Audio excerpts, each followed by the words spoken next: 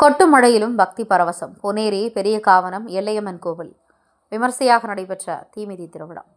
திருவள்ளூர் மாவட்டம் பொன்னேரி அருகே கொட்டும் மழையையும் பொருட்படுத்தாமல் எல்லையம்மன் கோவில் தீமிதி திருவிழாவில் பக்தர்கள் பக்தி பரவசத்துடன் கலந்து கொண்டனர். பொன்னேரி அடுத்த பெரிய காவனம் கிராமத்தில் அமைந்துள்ள மிகவும் பழமை வாய்ந்த அருள்மிகு ஸ்ரீ எல்லையம்மன் ஆலயத்தில் ஆடி திருவிழா விமர்சையாக நடைபெற்று வருகிறது. விழாவின் முக்கிய நிகழ்வான தீமிதி திருவிழா நடைபெற்றது. தீமிதி திருவிழா தொடங்கவிருந்த நேரத்தில் அப்பகுதியில் பலத்த மழை கொட்டத் தொடங்கியது.